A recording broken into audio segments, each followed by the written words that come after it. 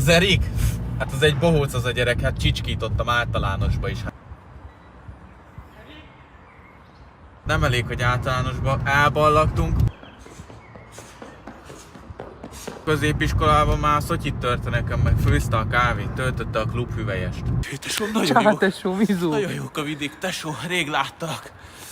Mi a helyzet? Jó minden, jók a vidék, nagyon tesó. Le lett térdeltetve, nagyon egy csicska gyerek amúgy. Honnan jöttél, papa? Csak innen... Nem messze.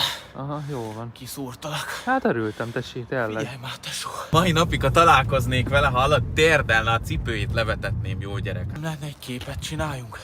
Gyorsan lövünk egy képet, nem hiszik el, hogy ismerlek, tesó. Most lövünk egy képet, amúgy jók a videók. Mindegy, képet lenne. Amúgy is gyűlölöm az összes videóját, ki nem állhatom a gyereket, kurva idegesítő a stílusa is. Egy osztályba jártunk régen ilyenek. Jóba voltunk, nem akkor is. Mindig is jóba voltunk.